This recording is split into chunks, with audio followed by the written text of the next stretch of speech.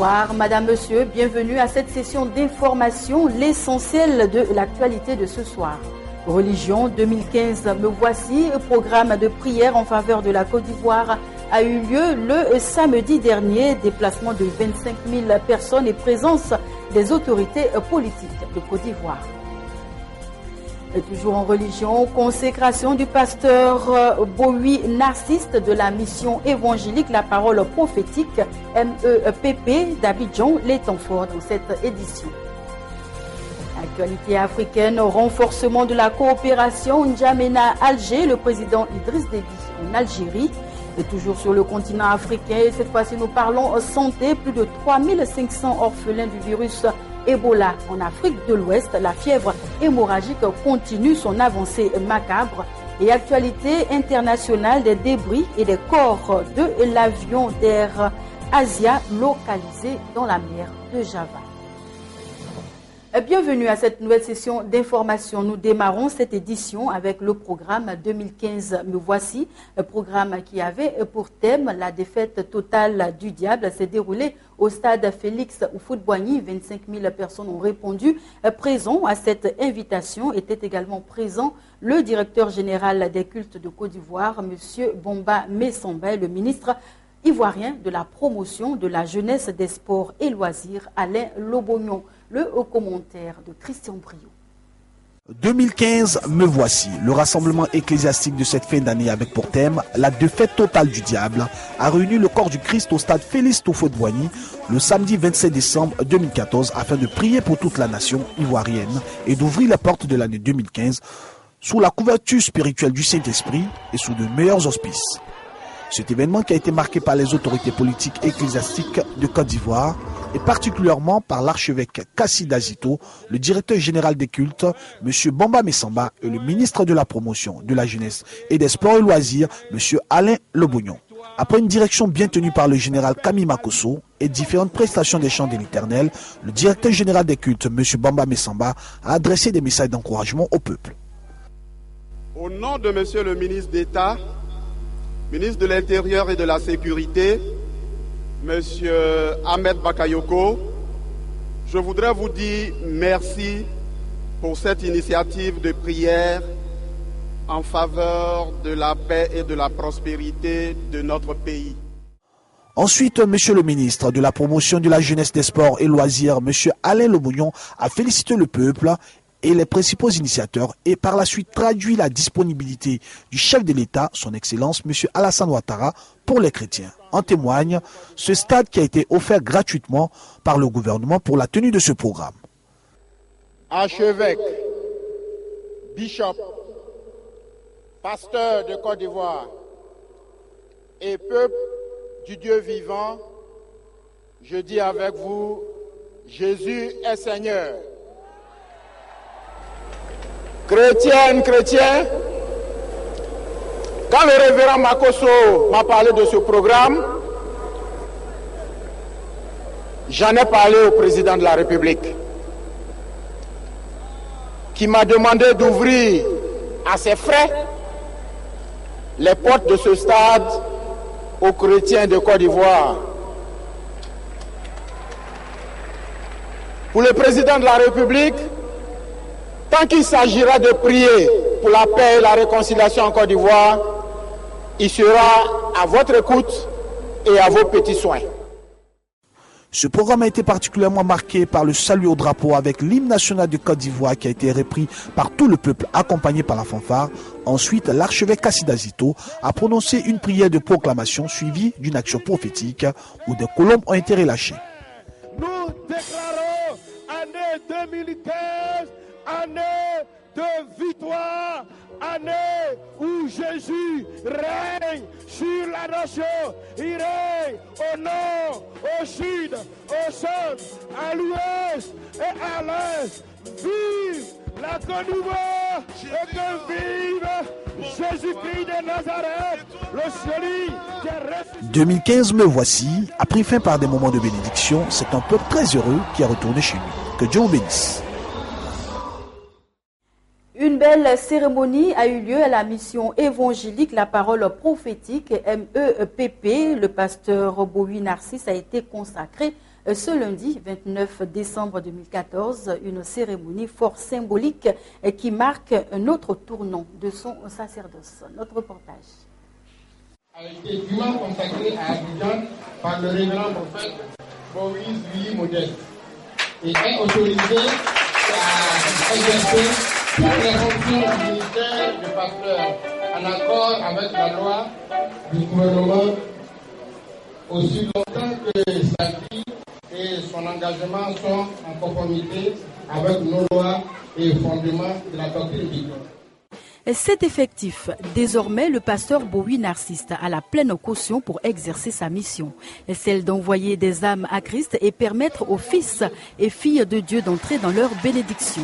Ce, à travers une cérémonie de consécration en présence de parents, amis et fidèles de l'Église. À cette occasion, le leader de la mission, le révérend prophète Bowie Modeste, a, à travers une exhortation, prodigué de sages conseils au nouveau ministre de l'Éternel. L'homme de Dieu a développé le thème « Pourquoi et comment marcher dans la ferveur du Père » avec comme socle de son message le livre de la Genèse. Le révérend prophète Bowie Modeste s'est inspiré de l'histoire d'Abraham qui, par son obéissance, a reçu la faveur et la bénédiction du Dieu Tout-Puissant. Mais arrivé au pays de Canaan, regardez qu'est-ce qui va se passer. La Bible dit Abraham va marcher. Et Abraham va voir les contours du pays. Et Abraham va faire quelque chose. Abraham va bâtir un hôtel. Parce que l'hôtel qu'il bâtit, cela montre la présence de Dieu. C'est là qu'il peut rentrer en communion avec Dieu. C'est là qu'il peut recevoir les consignes de Dieu. C'est pour cela ce soir, Dieu s'est choisi un homme. Dieu s'est choisi un homme pour faire ce travail. Dieu s'est choisi quelqu'un pour faire ce travail. Et il a commencé ce travail. Nous avons vu son travail. Nous avons vu la qualité de son travail.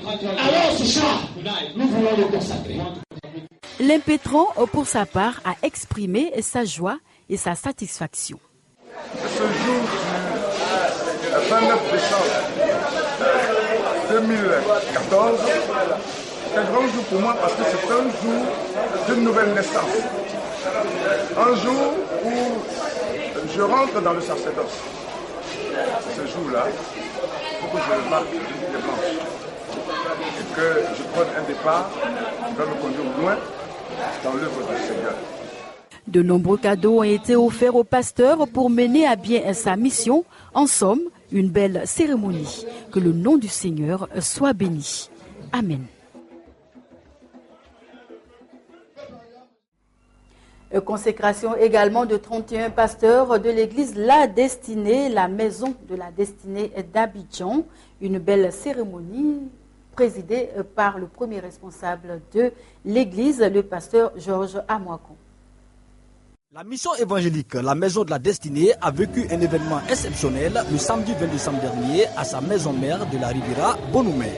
31 pasteurs de la mission ont été consacrés ce jour devant les fidèles, amis et connaissances. C'est pas une procession que les futurs consacrés, accompagnés de leurs parrains, des chefs officiants et co-officiants, ont effectué leur entrée. Après le mot de bienvenue et la présentation des invités, l'auditoire a eu droit à un message du révérend Ransford Obeng. Le pasteur principal, Georges Amouako, a ensuite procédé à la présentation de la charge pastorale, puis ce fut le moment attendu par les fidèles, le serment des pasteurs à consacrer.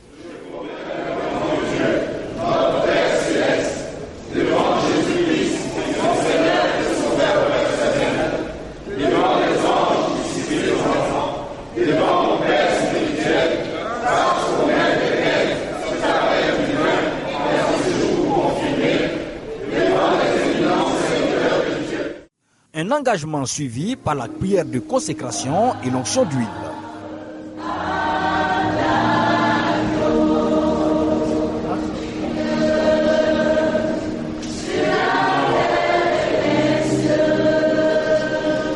Maintenant que vous avez suivi, capable, chacun, d'aller dans son propre processus, à déborder de votre vie. bénédiction pour les gens.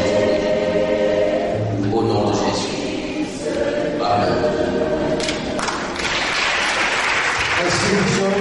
La consécration de ces futurs évangélistes vient à coup sûr renforcer l'élan missionnaire de la maison de la destinée. Un grand pas dans la progression de l'œuvre du pasteur Georges Amwako.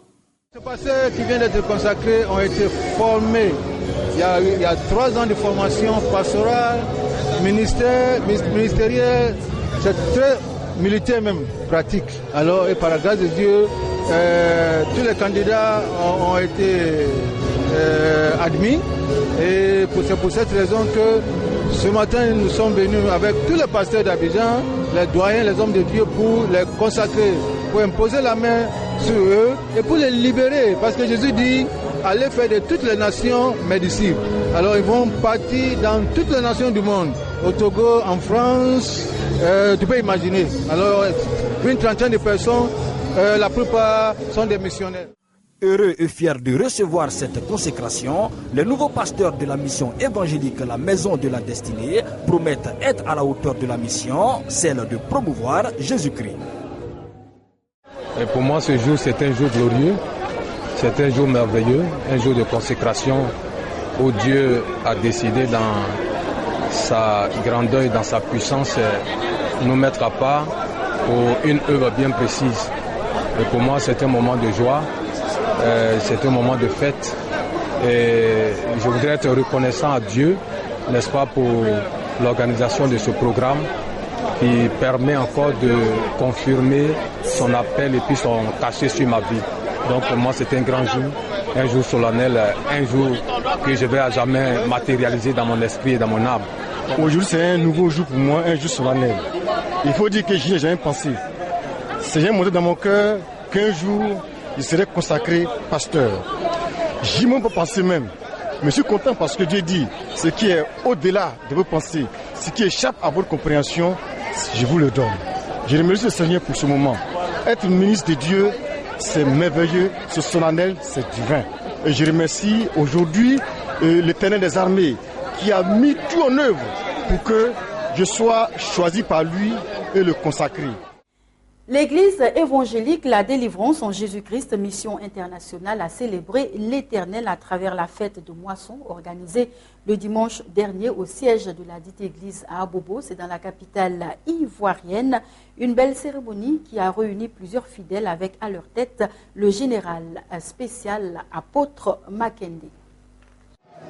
Moment de réjouissance à l'église évangélique La Délivrance en Jésus-Christ, mission internationale, 6 dans la commune d'Abobo, dirigée par le général spécial apôtre Makinde James, président fondateur de la dite église. Une fête de la moisson a été organisée pour reconnaître les bienfaits de l'Éternel et démontrer son attachement et son amour au Dieu Tout-Puissant ce dimanche 14 décembre 2014. Ce sont plusieurs fidèles qui ont effectué nombreux le déplacement pour prendre part à ce moment de réjouissance. Le prophète Salomon Oladapo a exhorté le peuple.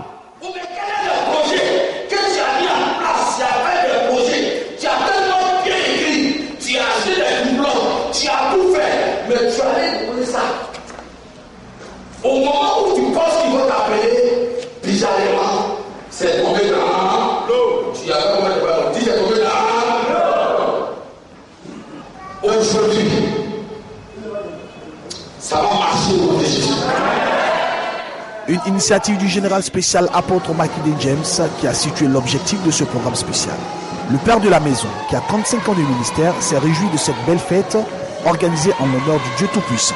Une fête de moisson qui marque une reconnaissance à l'Éternel pour tous ses bienfaits. La fête de moisson, c'est une fête de donner, de recevoir.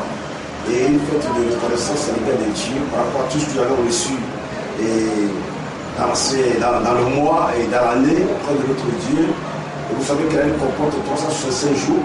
Et par rapport à ces 365 jours-là, Dieu nous a fait assez de bien sur le plan physique, sur le plan spirituel, sur le plan intellectuel. Il avait sur nos activités, sur nos allers-retours, voyez. Donc c'est une fête de reconnaissance à Dieu. Voilà la fête de moisson. La fête de la moisson pour cette édition 2014 a refermé ses portes par des moments de bénédiction. Rendez-vous est donc pris pour la prochaine édition. Que Dieu vous bénisse. Abordons à présent l'actualité africaine et c'est le Burkina Faso qui nous accueille. 2014, année de grandes décisions et actions. Au Burkina Faso, plusieurs manifestations pour donner une nouvelle direction au pays des hommes intègres, notamment la chute du président Blaise Compaoré. Regardez. L'année 2014 au Burkina Faso a été incontestablement marquée par des troubles sociopolitiques avec pour corollaire une baisse de la croissance économique. Le 18 janvier 2014 marque le premier grand rassemblement politique de l'opposition pour contester la volonté de la modification de la Constitution, volonté affichée par l'ancien président du Faso. Le 30 octobre, à l'appel de l'opposition politique et une partie de la société civile, les populations prennent d'assaut l'Assemblée nationale pour empêcher la modification de l'article 37 de la Constitution. C'est ainsi que le 31 octobre 2014, suite à ce soulèvement populaire, le président Blaise Compaoré quittait le pouvoir après plus de 27 ans à la tête du pays des hommes intègres.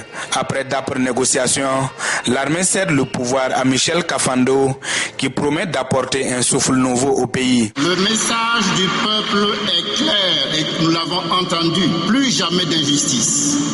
Plus jamais de gabegie, plus jamais de corruption. Cette crise a eu un impact sur la croissance économique ainsi que les recettes fiscales du pays. Sur une prévision de 605 milliards, revue à 590 milliards, l'État ne pourra finalement mobiliser que 522 milliards de francs CFA. Vous savez que les investisseurs sont des gens qui anticipent. En observant la scène politique nationale, il y en a qui anticipent déjà et qui, on l'a remarqué surtout au niveau des importations, la cour des importations a sensiblement baissé. Selon la charte de la transition, le mandat du président Kafando prend fin le 17 novembre 2015. Les institutions de la transition mises en place, le regard est donc tourné vers les élections de 2015. Mais au sein de la population, la grogne sociale est toujours forte. Et pour le président du Conseil national de la transition, il faut une trêve sociale pour une transition réussie et apaisée. Nous devons nous concentrer sur l'essentiel, à savoir l'organisation des élections de 2015. Lors de cette insurrection populaire, 24 personnes ont perdu la vie et 625 ont été blessées.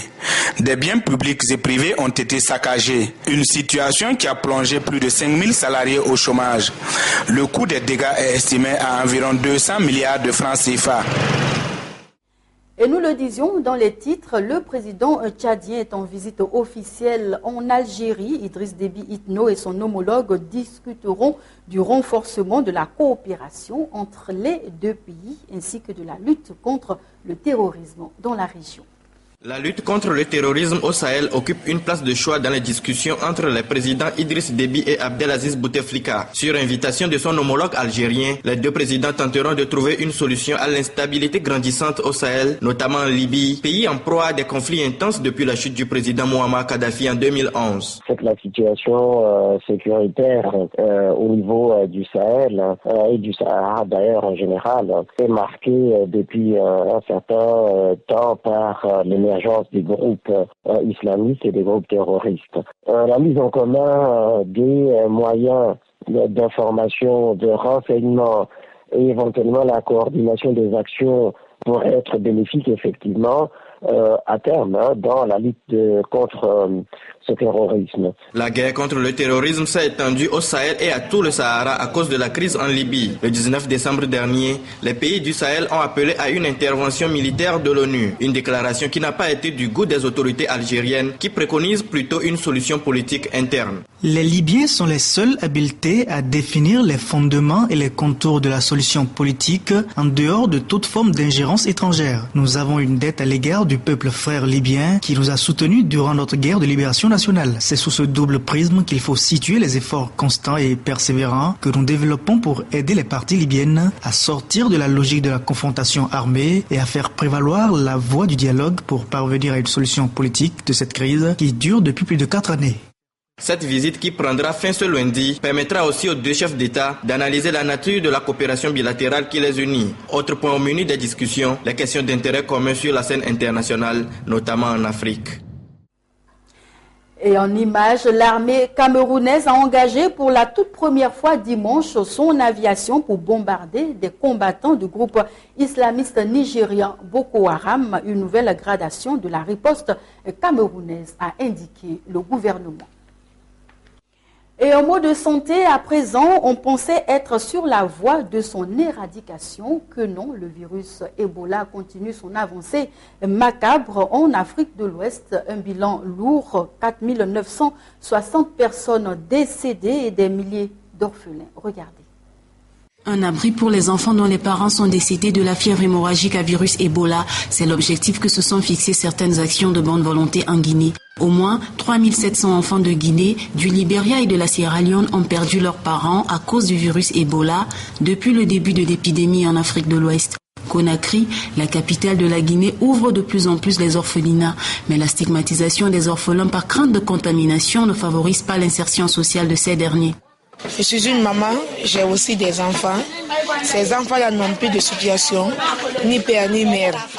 Donc vouloir les voir dans la situation de détresse, ça ne va pas droit au cœur.